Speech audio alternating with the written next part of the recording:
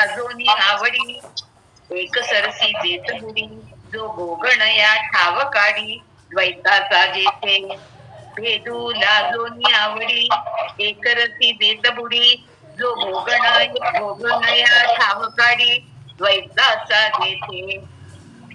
म्हणजे मला समजलेला त्याचा अर्थ असा आहे की द्वैताशिवाय भोग घेता येत नाही. कोणाचे चालू आहे पी कोण आहे? प्रतिभाताई बंद करा ऑडिओ. पण ते अद्वैतच आहे.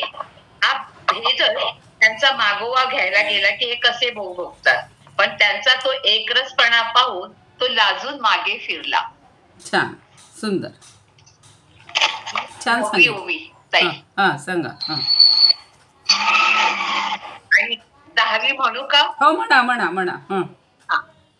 जेणे देवे संपूर्ण देवी ये विण काही ना तो गोसावी किंबहुना एकोपदीवी एक एकांची.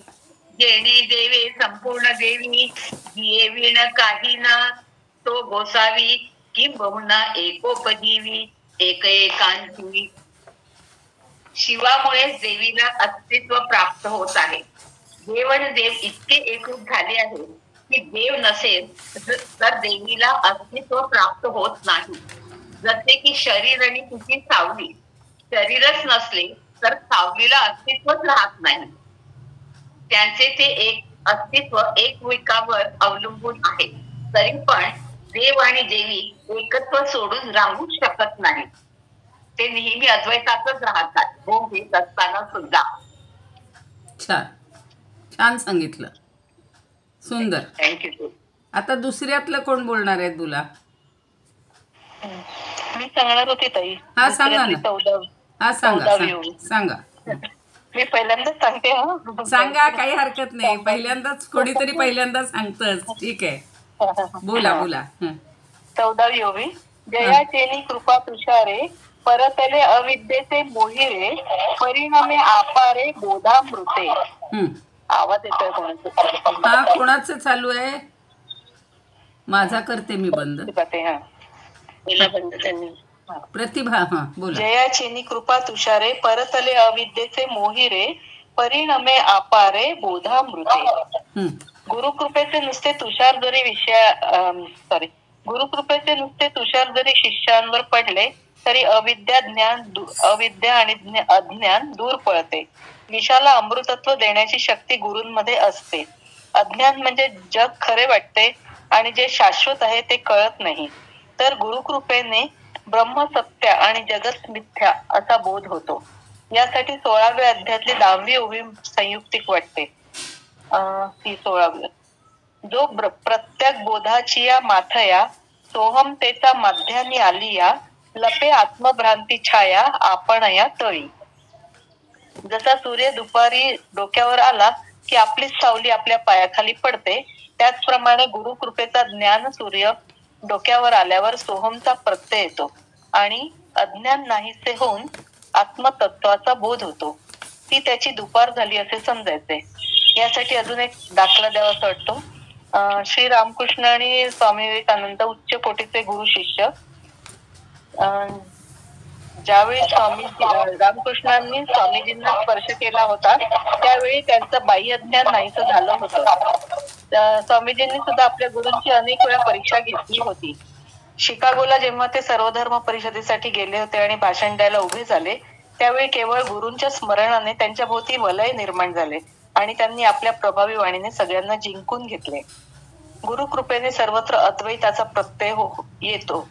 गुरुकृपा ही अपार आहे. अपार हा भवसागर तुझ्या विणा कोण तरे, असा गुरुकृपेचा महिमा आहे. खूप सुंदर सांगितलं, छान सांगितलं. दृष्टांतही छान दिला. खूप छान.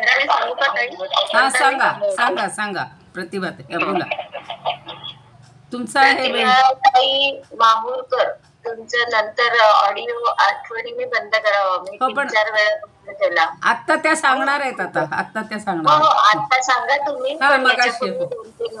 हा, त्यांना वाटलं असेल मगाशी सांगावं म्हणून. ठीक आहे, बोला.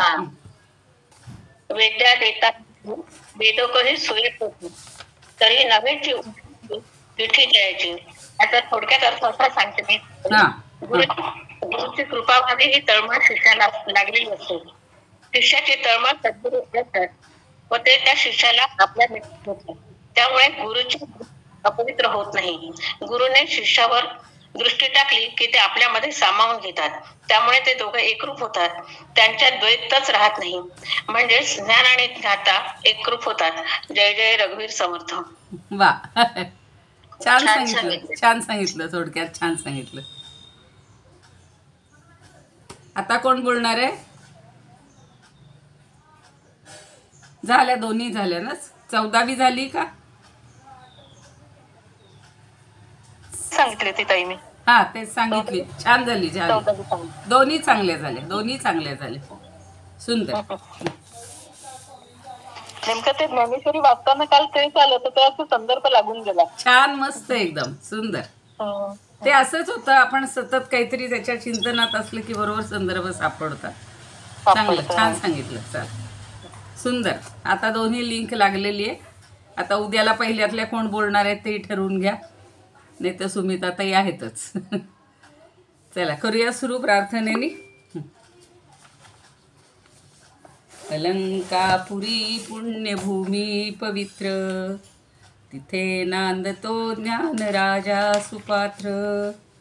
तया आठविता महापुण्य राशी, नमस्कार माझा सद्गुरु ज्ञानेश्वरासी.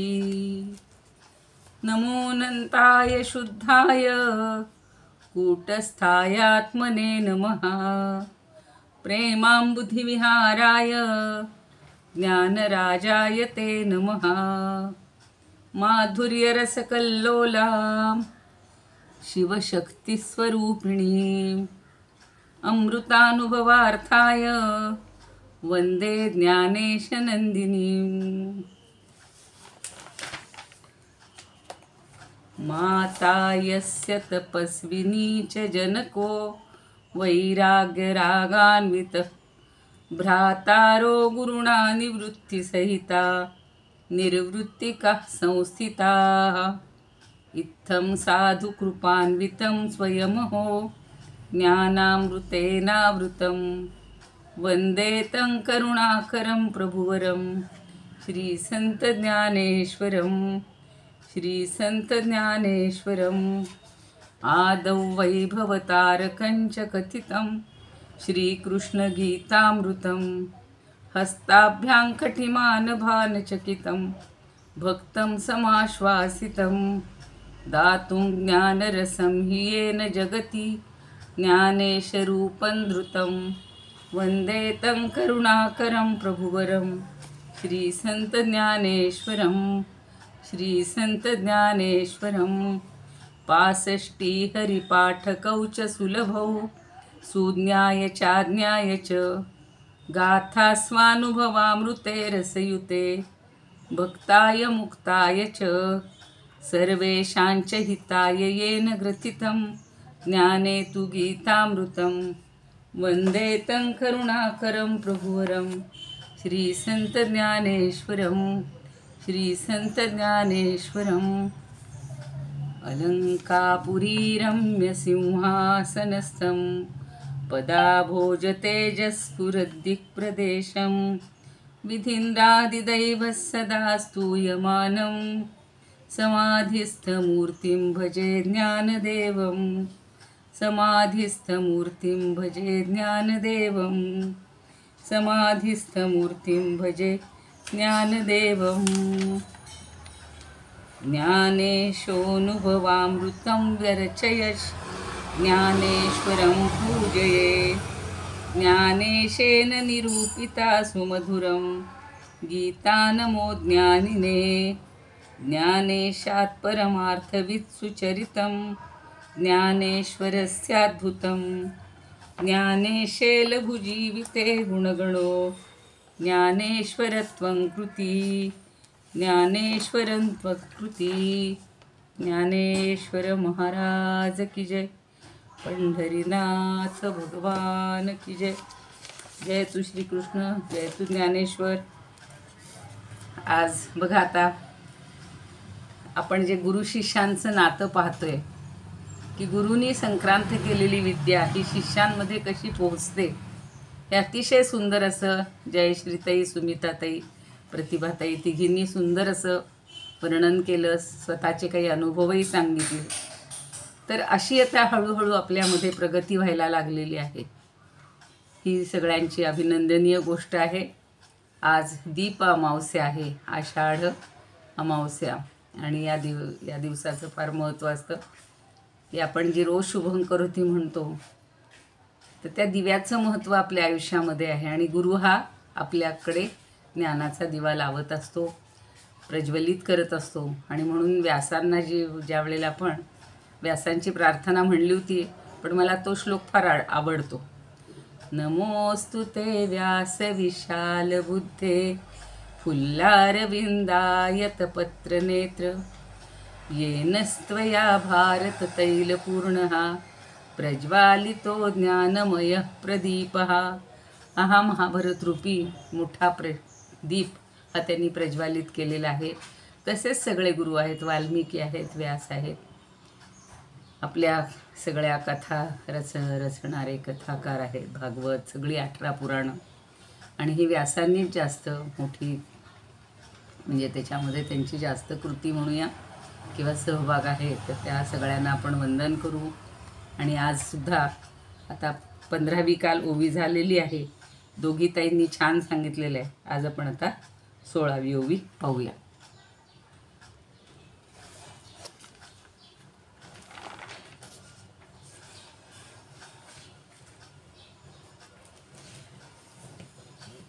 जयाचे निसावाये, काल वाचली होती आपण तशी जाता जाता.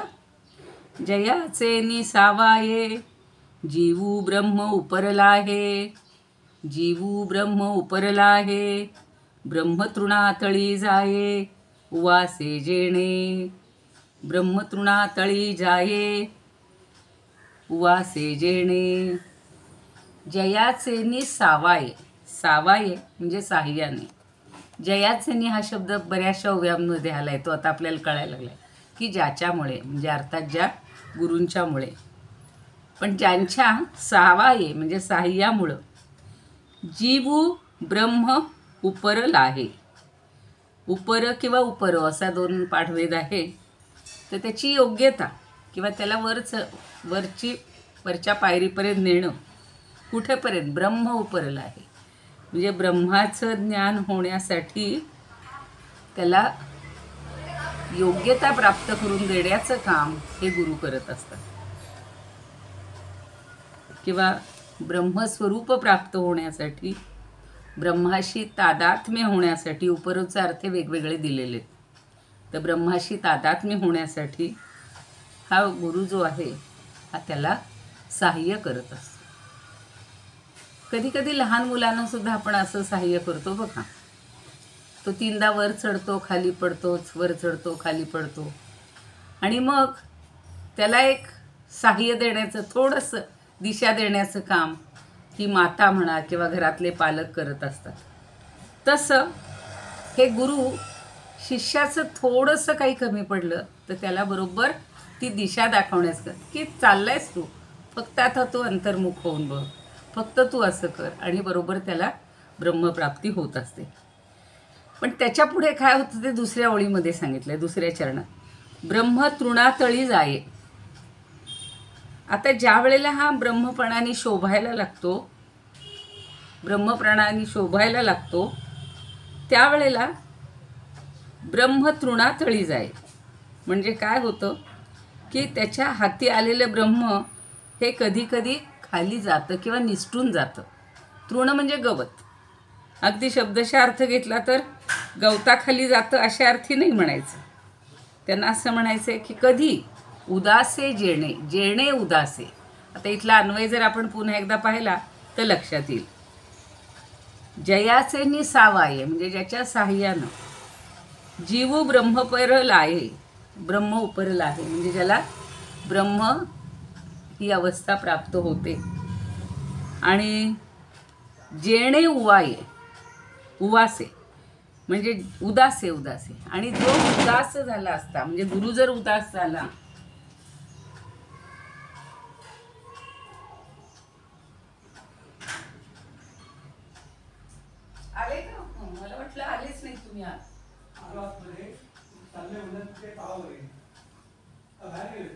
आहेत आहेत.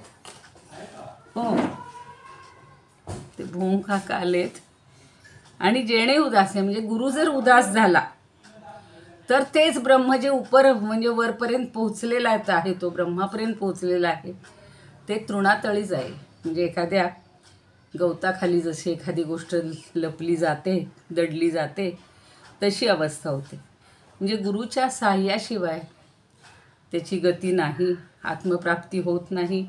आणि जरी ती झाली पण गुरु जर उदास झाला, आता गुरु का उदास होतो हे आपण जरा वेळानं पाहणार आहोत.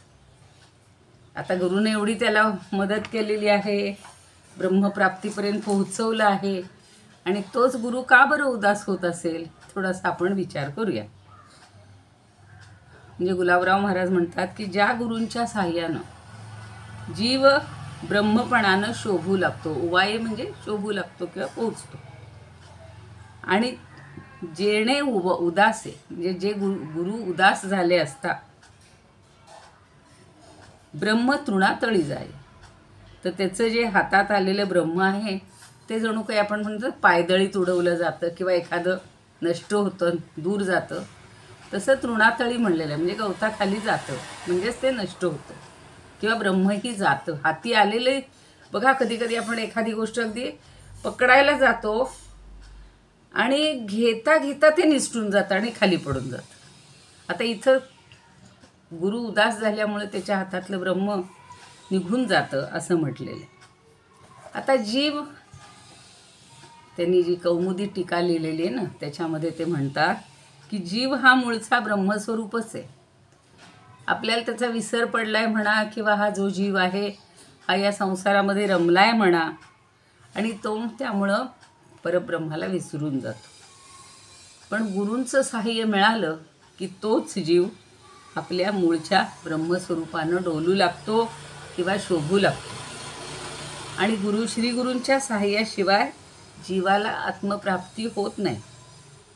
शंकराचार्यांनी सुद्धा असं म्हटलेलं आहे की शास्त्रज्ञोपी स्वातंत्र्येण ब्रह्मज्ञानाश्वेणं न कुर्यात. ब्रह्मज्ञानान्वेषणं, अन्वेषण म्हणजे शोध. गुरूंच्या सहकार्याशिवाय तो जरी शास्त्रज्ञ झाला, त्याला जरी स्वातंत्र्य मिळालं, तरीसुद्धा गुरूंच्या साह्याशिवाय तो ब्रह्माचं अन्वेषण म्हणजे ब्रह्माचा शोध, हल्ली सगळे शोध लावले जातात बघा, संशोधनाचं युग आहे सगळ्या क्षेत्रात. तर ह्या पंक्तीमुळं तेच सुचवलेलं आहे की श्रीगुरूंच्या साह्यानं जीवाला त्याचं मूळचं ब्रह्मवैभव प्राप्त होतं. एवढं मोठं प्राप्त होतं आहे.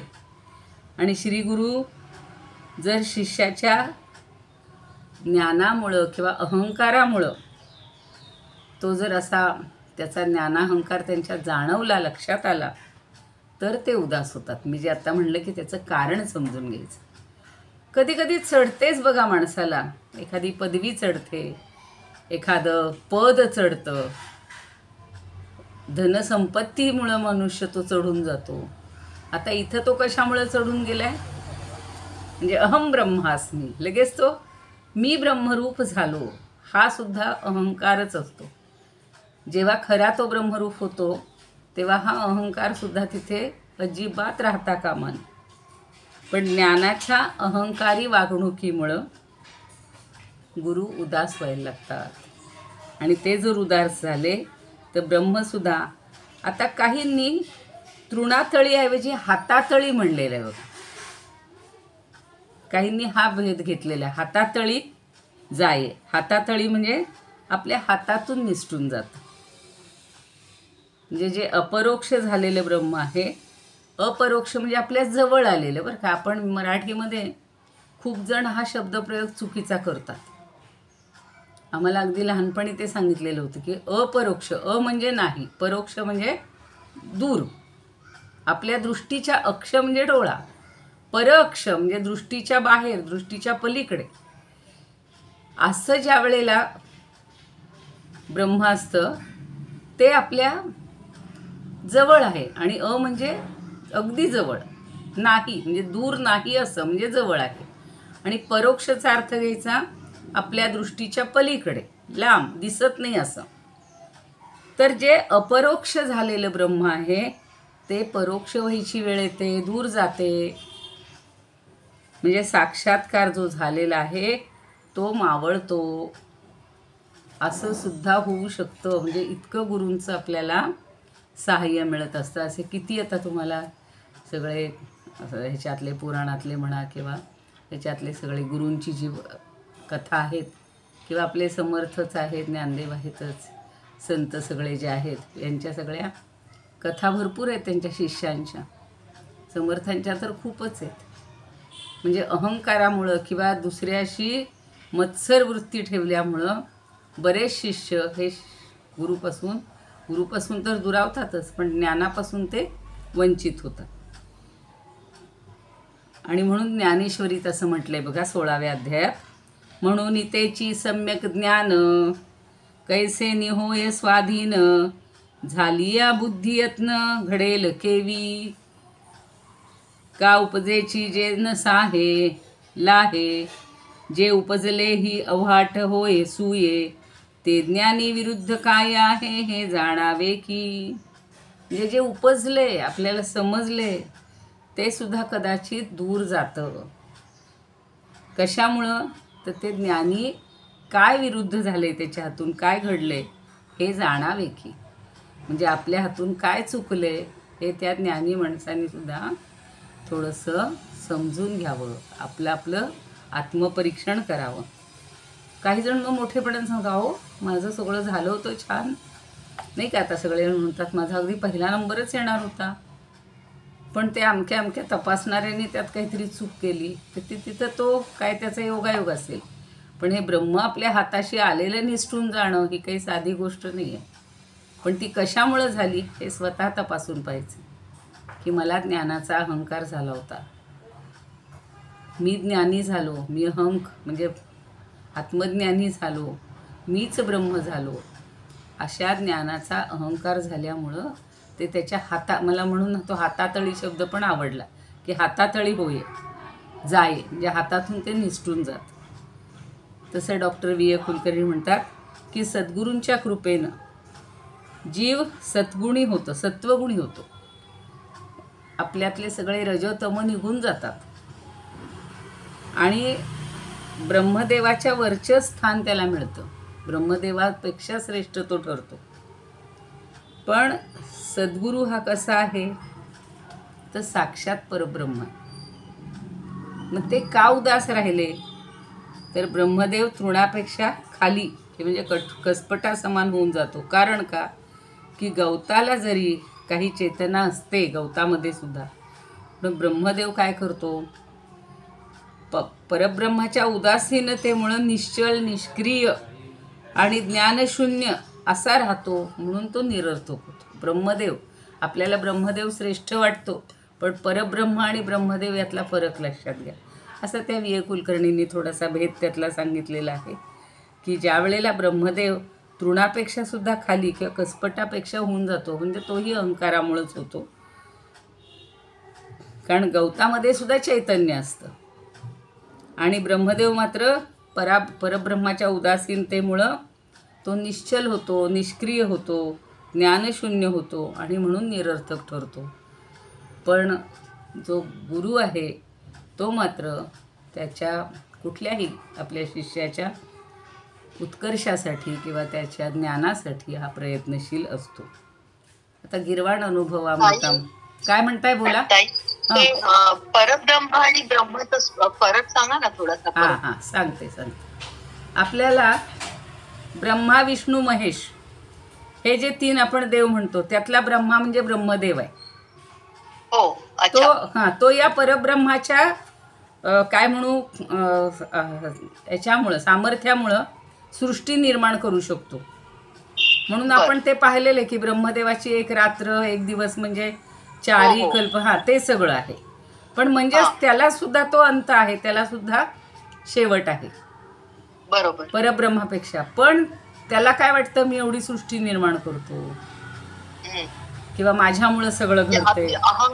अहंकार तेच मगाशी तेच सांगितलं की अहंकारामुळं आता या गवताच्या काडीवरनं तुम्हाला आता समजलं ना, पण तुम्हाला ब्रह्मदेव आणि ब्रह्मातला फरक? म्हणजे हे जे आता सांगितलं त्याप्रमाणे ना? हा, त्याप्रमाणे. हा, ठीक आहे. हा, म्हणजे ब्रह्मदेवाला वाटतं माझं सगळ्यात वरचे स्थान आहे, मी एवढं सृष्टी निर्माण करतो, पण तो सुद्धा तसा तो अहंकारामुळं खाली लोटला जातो, किंवा तेवढं त्याला महत्व नाहीये जेवढं परब्रह्माला आहे तेवढं. बर, असं आहे. म्हणजे सगळ्यात उच्च म्हणजे काय म्हणणार आपलं पदवी म्हणा, किंवा सगळ्यात उच्च दैवत, किंवा जे काय तत्व म्हणा सर्वश्रेष्ठ तत्व म्हणजे परब्रह्मच आहे. सगळ्यात उच्च सगळ्यात, आणि कधीही नष्ट पावणार नाही. आता आपण सकाळी गीतेत ऐकतोच, त्याला जन्म नाही, त्याला मृत्यू नाही, त्याला मध्य नाही, काहीच नाही. म्हणजे ते कायम चिरंतन आहे. मग श्रीकृष्णाबद्दल काय म्हणायचं? मग श्रीकृष्ण परब्रह्मच आहे. पण अवतार जेव्हा त्यांनी घेतलाय, अवतारानं आले त्यावेळेला त्यांना तो जन्म आणि मृत्यू आलाय. हा, पण परब्रह्म रूपात पाहिलं तर तो चिरंतन आहे. राम काय, श्रीकृष्ण काय, सगळेच. पण जेव्हा ते जन्म घेऊन आले तेव्हा ते अवतारी झाले. आणि अवतार घेतल्यामुळे त्यांना बघा, आपण त्यांच्या कथा वाचतो, जन्म कसा झाला, मृत्यूला निमित्त झालं, आहे की नाही? असं हे शेवटी. आता मला एकदा गवताच्या काडीवरनं आठवलं, मागं मी कधीतरी तुम्हाला सांगितलं होतं बघा, की आपण गवताच्या काडीला सुद्धा हिन लेखतो. काय एवढीशी तर गवताचं पातं येते, असं म्हणतो ना. गवताचं पातं म्हणजे अगदी क्षुद्र आहे. पण ज्या वेळेला ह्या सगळ्या देवांना असा अभिमान होतो की आम्ही सगळ्यात श्रेष्ठ आहोत. केनोपनिषदातली कथा कधीतरी सांगितली होती, जर आठवत असेल तर बघा, नाही तर थोडीशी पुन्हा आत्ता सांगते. एकदा देव आणि दानवांचं युद्ध होतं, आणि त्याच्यामध्ये देवांचा विजय झाला. विजय झाल्यावर प्रत्येकाला काय वाटलं की आम्ही विजयी झालो, म्हणजे आमच्या सामर्थ्यामुळं आम्हाला विजय मिळाला. मग आता अगदी पंचमहाभूतातली अग्नी, वायू ही जी आहेत तत्व, यांना सुद्धा वाटतं की आम्हीच श्रेष्ठ आहोत. मग आता त्यांचं सामर्थ्य किती आहे हे परब्रह्माच्या कृपेनं म्हणू, किंवा ह्याच्यामुळं त्यांच्यामध्ये ती निर्मिती झाली, आणि हे सगळे त्यांना ताकद आली, सामर्थ्य आलं. पण त्यांचं स्वतःचं असं किती आहे, त्याच्यामध्ये मर्यादा आहेतच, आणि अहममुळं तर ती पूर्ण जाते. तर त्यांना असं वाटतं की आमच्यामुळंच सगळं होतं आहे, हे सगळं जे विजय मिळाला, हे मिळाला, हा आम्हाला मिळालेलं आहे. म्हणून म्हणजे ईश्वर किंवा परमात्मा एक यक्षाच्या रूपात तिथं येत असतो, आणि गवताची काडी तिथं ठेवतो, आणि अग्नीला म्हणतो, काय तू कोण आहेस? तर म्हणे, मी हा अग्नी आहे, आणि या जगातलं सगळ्याचा नाश म्हणजे दाह करण्याची शक्ती माझ्यात आहे. बघा मी पण किती असतो ना, आपण सुद्धा म्हणतो ना, मी एवढं करू शकते, मी एवढं करू शकतो. तर ठीक आहे म्हणतो, मग तू हे एवढीशी गवताची काडी आहे ना, ही एवढी जाळून टाक. तर अग्नी येतो आणि खूप वेळा प्रयत्न करतो, तर त्याला ती काही जाळता येत नाही. छोटीशी गवताची काडी जाळायला तो असमर्थ ठरला. मग तो नाराज होऊन परत गेला. मग पुढे आला वायू विचारतात, व तू कोण आहेस? मी म्हणे मातरीश्व आहे, या जगाला सगळं इकडचं इकडे उलतापालत करायला, मी इकडची वस्तू तिकडं सगळं जगसुद्धा मी वाहून नेण्यास समर्थ आहे. ठीक आहे म्हणतो, मग एवढी गवताची काडी उचलून दाखव. गवताची काडी उचलून दाखव म्हटल्यावर त्याला ती गवताची काडी काही किती प्रयत्न करतो. आता मला सांगा, एवढे ते मोठाले वादळ आणि हे झाल्यावर किती हाहाकार होतो आपल्याला माहिती. पण त्याला ती गवताची काडीसुद्धा उचलता येत नाही. म्हणून मग आता त्या दोघांचा तसा अभिमान गेला, आणि मग तिथे इंद्र पण येतो. इंद्रालाही म्हणतो की तू काय? तर म्हणे, मी तर या सगळ्या त्याचा राजा आहे. पण त्यालाही काहीच करता येत नाही. मग एक त्या ठिकाणी विजेच्या रूपात एक शक्ती येते, आणि ती सांगते की तुम्हाला जे अहमपणा झालेला आहे त्यामुळं तुम्ही यातलं काही करू शकत नाही आहे. हे सगळं कुणाचं सामर्थ्य आहे? तर त्या परब्रह्माचं, परतत्वाचं सामर्थ्य आहे. आणि मग ते तिथे लीन होतात. म्हणजे लक्षात येतं की अरे मी काही करू शकत नाही. भयात इंद्रश्च अग्निश्च असा श्लोक आहे की नाही भगवद्गीतेमध्ये, की भयामुळं, भीतेमुळं इंद्र आणि अग्निसुद्धा काही करू शकलेले नाहीत. आता इथं तेच सांगायचं होतं की हा ब्रह्मदेवसुद्धा परब्रह्माच्या उदासीनतेमुळं निश्चळ आणि निष्क्रिय आणि ज्ञानशून्य किंवा निरर्थक बनून जातो. म्हणजेच गुरूंच्या साह्याशिवाय, गुरूंच्या मदतीशिवाय ब्रह्मदेवसुद्धा काही करू शकत नाही. एवढं त्याने, म्हणजे आपण जरी म्हणत असलो गुरुर् ब्रह्मा गुरुर्विष्णू गुरुर्देवो महेश्वरा, पण त्या तिन्ही देवांपेक्षा गुरु परमात्मा परेशू तो सगळ्यात श्रेष्ठ आहे. परमात्मा आहे, परब्रह्म आहे. जाऊ दे, आलं लक्षात आता सगळ्यांच्या. आता गिर्वाण अनुभवामध्ये काय म्हणतात, यत्सहायतया नूनम जीवो ब्रह्मत्वमश्नुते औदासीन्येन यस्याशु ब्रह्मापि तृणतामियात. यत्सहायतया ज्याच्या साह्यामुळं, नूनम म्हणजे खरोखर, जीव हा ब्रह्मत्वम ईयते, अश्नुते म्हणजे प्राप्त करू. जीव जो आहे तो ब्रह्मत्व प्राप्त करतो ज्याच्या साह्यामुळं, अर्थात परमेश्वराच्या, आपलं गुरूंच्या. आणि औदासीन्येनं जे मगाचं सांगितलं ते संस्कृतमध्ये, आणि गुरुच्या उदासीनतेमुळं यस्य आशु म्हणजे ताबडतोब, यस्य म्हणजे ज्याच्या, ब्रह्मा अपि तृणतामियात. अहो ब्रह्मासुद्धा म्हणजे ब्रह्मदेवसुद्धा अगदी एखाद्या गवताच्या काडी इतका क्षुल्लक होऊन जातो. म्हणजे त्याचं महत्त्वसुद्धा त्या गवताच्या काडी इतकं राहून जातं जर गुरु त्याच्या बाबतीत उदासीन झाला तर. आत्ता जे सांगितलं ते अहंकारामुळं मग गुरुसुद्धा उदासीन होतो आणि त्याची जी शक्ती आहे, सामर्थ्य आहे, ब्रह्मत्वाला पोचलेली, परब्रह्मत्वापर्यंत पोचलेली, ती काढून घेतो. अभंग अमृत अनुभवात सोप्या शब्दात सांगितलेलं असतं, जया सद्गुरूचे लाभता सहाय्य. जया म्हणजे ज्याला, जया सद्गुरूचे लाभता सहाय्य, जीवसुखे होय ब्रह्मरूप. जीवसुखे होय ब्रह्मरूप, अगदी सुखानं तो ब्रह्मरूप होतो. परिहातींचेही जाय हे निघोन, परिहातींचेही जाय हे निघोन, जरी उदासीन गुरुदेव. पण हाती आलेलं सुद्धा निघून जाणं हे कुणामुळं, गुरूंच्या उदासीनतेमुळं. आणि मग असे जे शिष्य असतात, अहममुळं अहंगंड म्हणतो ना आपण, अहंगंड झाला त्याला, तर त्याला सावरण्यासाठी पुन्हा गुरूंनाच त्यांना शरण यावं लागतं. ती चूक आपली मान्य करावी लागते, पुन्हा गुरु त्याला पाहिजे ते त्याला मिळवून देतात. तर डॉक्टर व्ही ए कुलकर्णी काय म्हणतात की ज्याच्या साह्यानं जीव हा ब्रह्माच्या म्हणजे ब्रह्मदेवाच्या वरचं स्थान मिळवतो, पण तो उदासीन राहिला तर ब्रह्मदेवही तृणापेक्षाही खाली जातो, म्हणजे कसपटा समान त्याला मानलं जातं.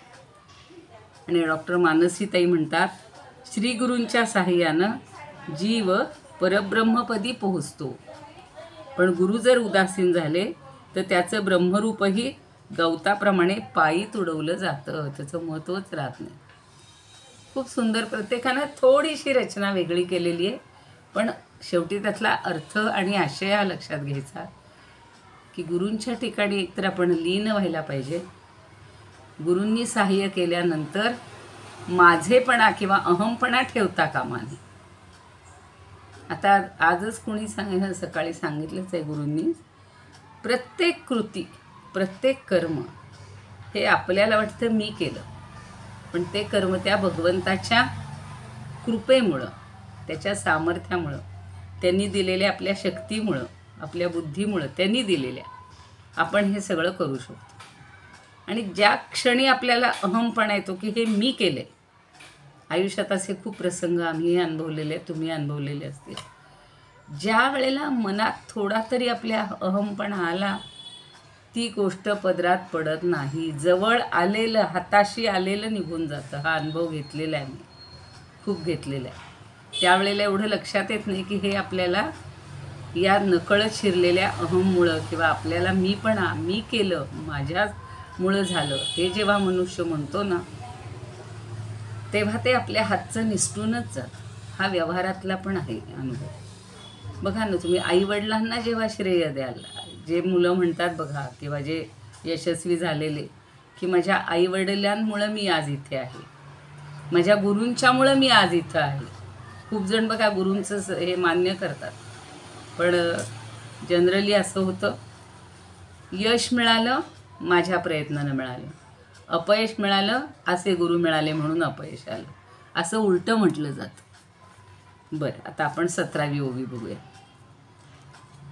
आता या सच्चिष्याला उपासनेचं फळ कसं मिळतं हे आता पुढं सांगताय. उपास्तीवरी राबलिया राबतिया, उपास्तीवरी राबतिया, उपाय फळी येती मोडुनिया, उपाय फळी येती मोडोनिया, वरिमंडले जयाचिया अनुज्ञा का, वरिमंडले जयाचिया अनुज्ञा का, उपास्तीवरी राबतिया. आता उपास्तीवरी राबतिया, आपण राबणे हा शब्द आपल्याला माहिती आहे, तोच इथे त्यांनी वापरलेला आहे. आणि उपास्ती म्हणजे उपासना.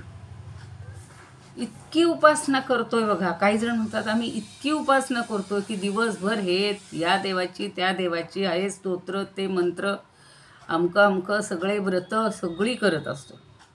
आता इथं मात्र ते काय म्हणतात समजून घेऊ आपण. उपास्तीवरी राबतिया म्हणजे ही उपासना करत असताना श्रम केले जातात. जे जे श्रम केले जातात त्या साधकाला उपाय फळी येती मोडोनिया. उपाय फळी म्हणजे सगळ्या प्रकारची फळं, त्याने जे जे काही केलेले आहेत उपाय म्हणू किंवा साधनं, त्याच्यामुळं त्याला उपासना फळ येतं. उपासना फळ इथल्या दृष्टीनं कोणतं आहे? आत्मबोध, आत्मज्ञान हे त्याला प्राप्त होतं आहे. मोडुनिया येती म्हणजे अगदी प्राप्त होतं. पण पुढं म्हणलं आहे वरिमंडले जयाची अनुज्ञा का. वरिमंडले म्हणजे भरून राहिलेलं, घोळलेलं, माखलेलं असे शब्द वापरले ते. जयाचिया अनुज्ञा का, ज्याच्या, जयाचिया म्हणजे ज्याच्या, अर्थातच गुरूंच्या आज्ञेमुळं किंवा गुरूंच्या त्यांच्या आज्ञेवरून ज्यांनी आपली जीवाची कुरवंडी, त्यांनी शब्द वापरलेला आहे वरिवंडले. वरिवंडले म्हणजे कुरवंडी केलेली, म्हणजे वाळून टाकलं सगळं. तर जन उपासना फळ जे आहे की आत्मबोध आहे ते सुद्धा त्याला प्राप्त झालेलं आहे. आणि त्यांच्या आज्ञेवरून म्हणजे गुरूंच्या आज्ञेवरून त्यानं आपल्या जीवाची कुरवंडी केलेली आहे. आणि त्याचंच फळ म्हणजे हे सर्वस्वी तो सफळ झालेला आहे. जे लोक जीवाला जपून करतात कामं त्यांना ते सगळं फळ मिळत नाही. पण ज्यांना आपल्या जीवाची कुरवंडी करून पूर्ण ओवाळून टाकले स्वतःला, काय म्हणतात ना, जीवाची पर्वा न करता जो राबलेला आहे.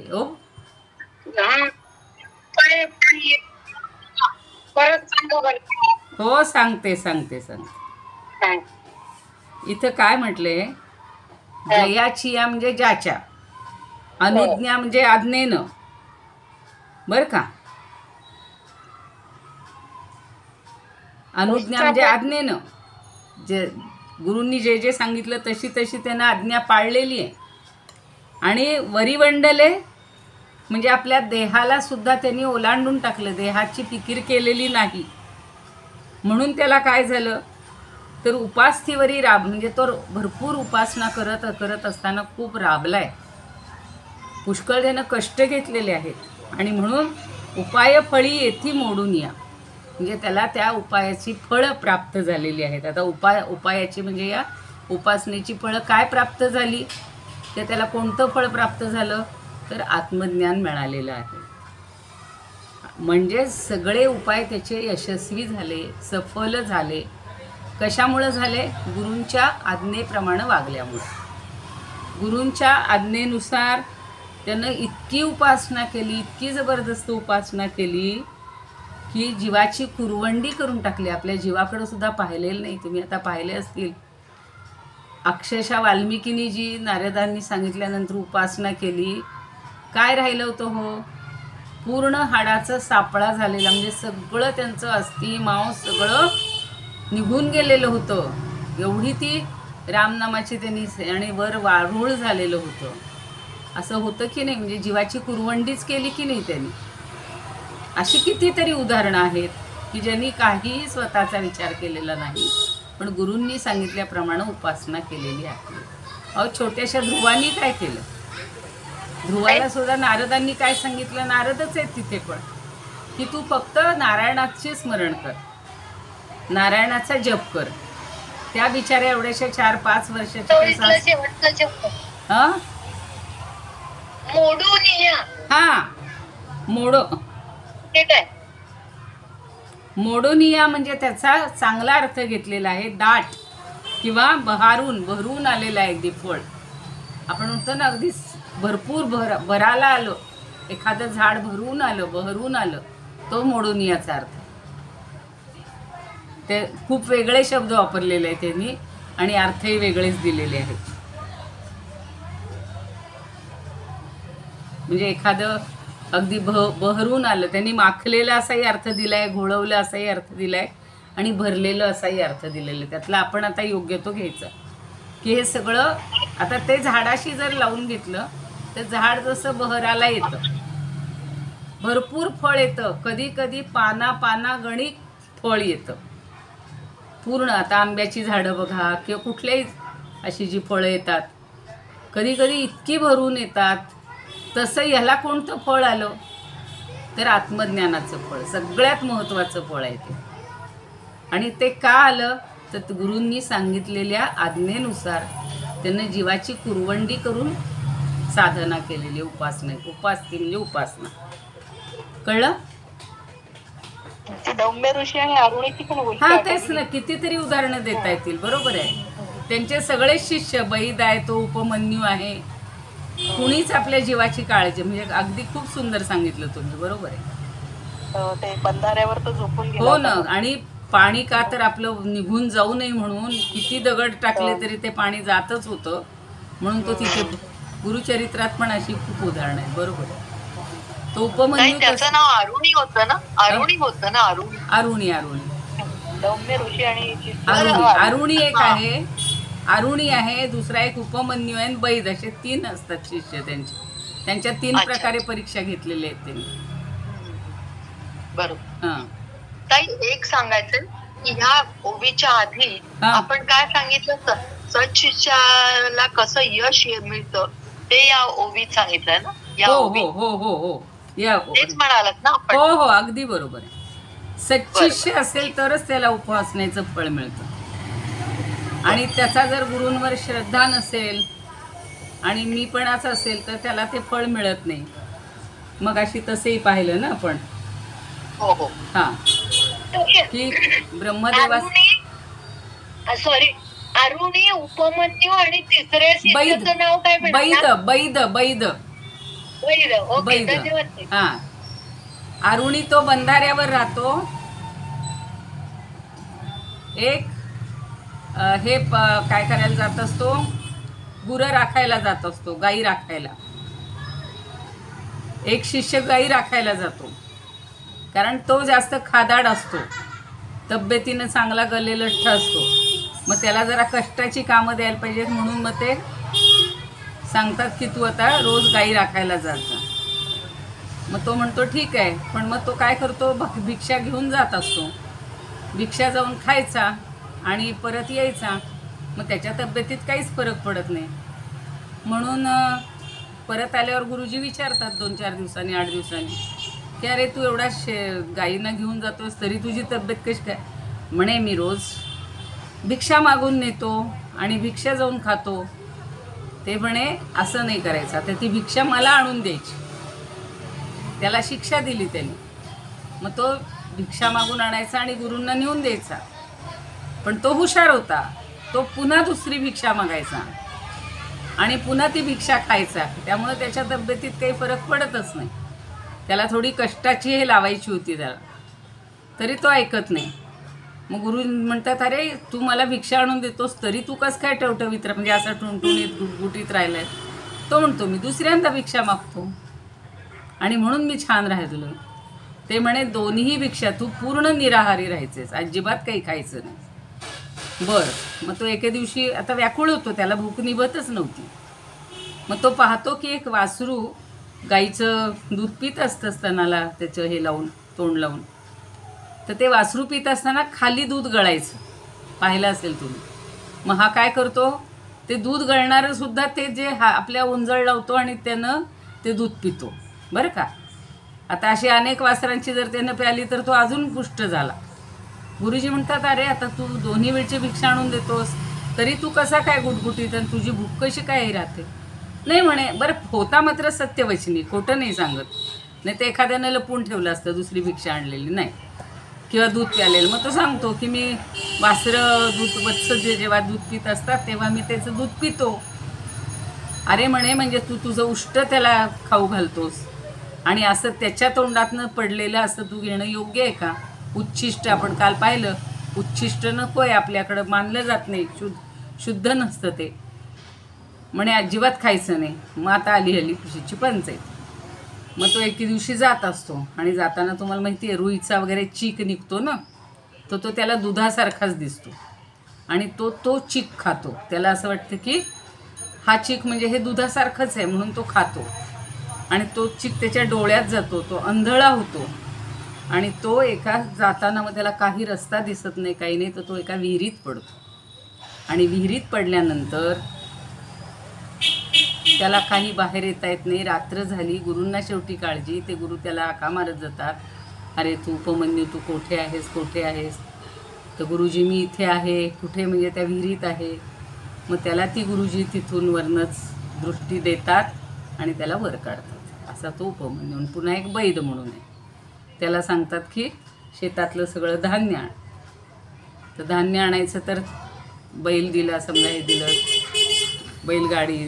पण ते म्हणतात की बैल नाही न्यायची, तू तुझ्या खांद्यावरनं आणायचंच ते सगळं धान्य. आणि तो आपलं जू लावतो, म्हणजे ते बैलही काढून टाकल्यानंतर आपल्या खांद्यावरनं ते गाडा आणत असतो. तर तो अगदी व्याकुळ होऊन जातो तिथेच, म्हणजे त्याला उचलत नाही. संध्याकाळ होते, मग तिथेसुद्धा गुरुजी येतात आणि म्हणतात की ठीक आहे, तू या परीक्षेत पास झालेला आहेस. तिघांची 3 प्रकारे परीक्षा घेतलेली आहे आणि मग त्यांना खरं ज्ञान जे आहे ते त्यांना प्राप्त झालेलं. छान, बरं झालं तुम्ही आठवण करून दिल्यामुळं. त्या गुरुचरित्रात सध्या मी रमलेलीच आहे आणि तो एक आनंद मिळतो आपल्याला की खरंच असे अनेक गुरु आणि अनेक शिष्य परंपरा आपल्या त्याच्यामध्ये आहे. भारतीय गुरुंचं नाव काय सांगितलं? गुरुंचं गुरु कुठले सांगितले? धौम्य ऋषी. त्याचं गाणं पण आहे छान बघा. धौम्य ऋषी सांगतसे रामकथा पांडवा, असं ते गाणं आहे. बरोबर आहे, धौम्य ऋषी.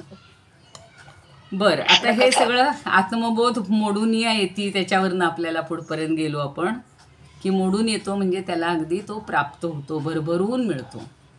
भरघोस जसं यश मिळतं, भरपूर जसं फळ येतं, फळांनी झाडं लहडतात, तशी त्याची अवस्था होते.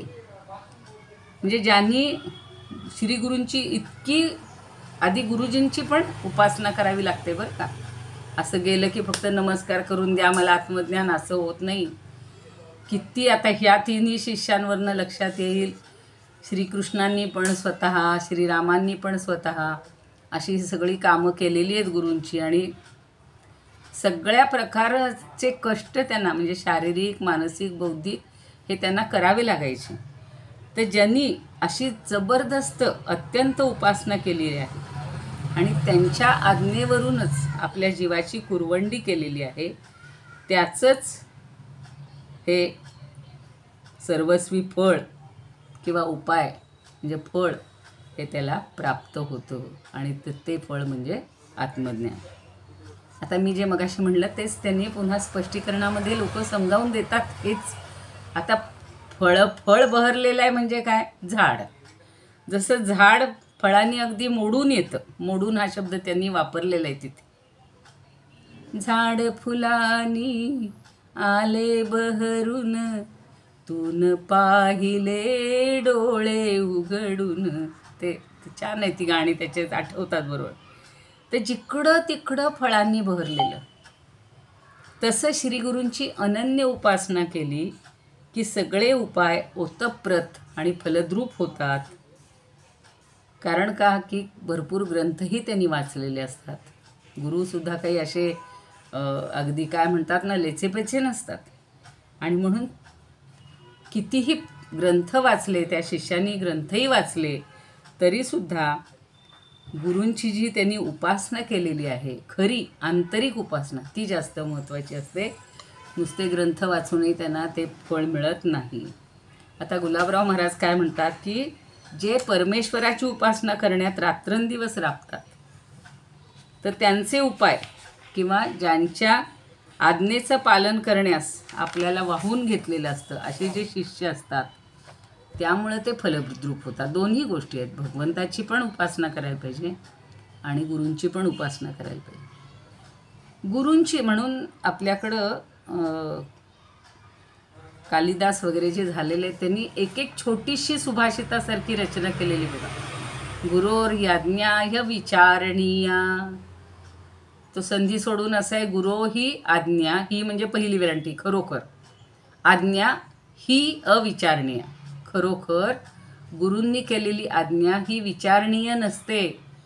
आता समजा एखाद्या आत्ता जे गुरुजींनी सांगितलं होतं की जा तिथे ते बांध घाल, तर मग कसं घालू आणि मी जाऊन काय करून, एखादा आत्ताचा विद्यार्थी गेला असता अहो एवढे दगड टाकले तरी पाणी राहत नाही मग मी काय करू. गुरु आज्ञा विचारणीय, ती विचारण्याजोगी नसतेच, ती पालनच करायची असते. आणि म्हणून गुरूंची जे मनोभावाने अगदी आज्ञा पाळतात ती त्यांची खरी सेवा असते. आणि मग रात्र दिवस न म्हणे तो रात्र म्हणत नाही, दिवस म्हणत नाही. थोडे बहु न म्हणे तो थोडं म्हणत नाही, जास्त म्हणत नाही.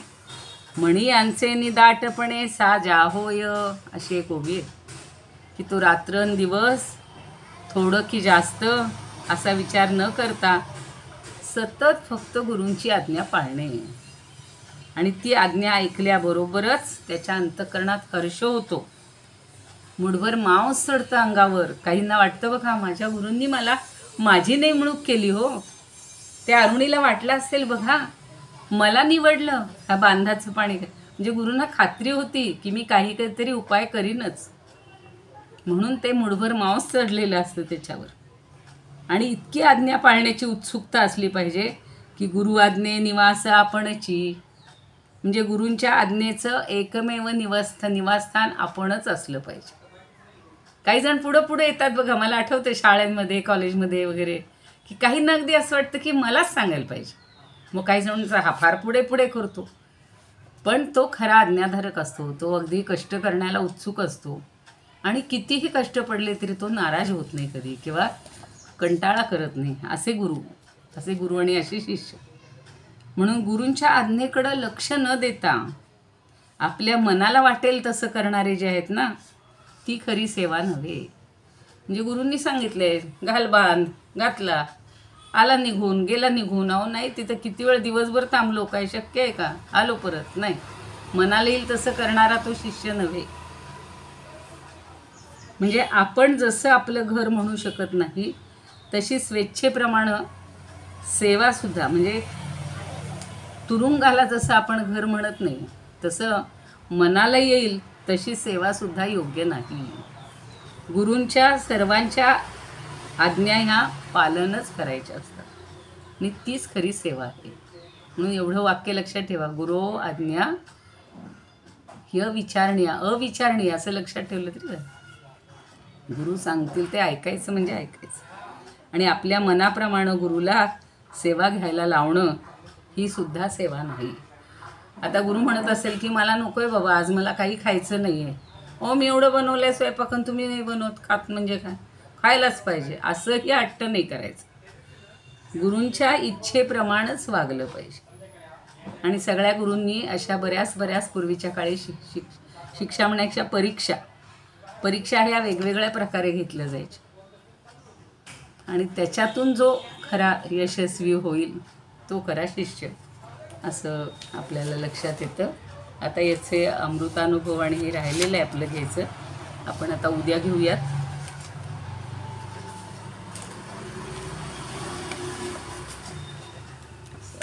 किंवा अमृतानुभव आपल्या गीता हे तेवढं वाचते. मग संस्कृत जे आहे ते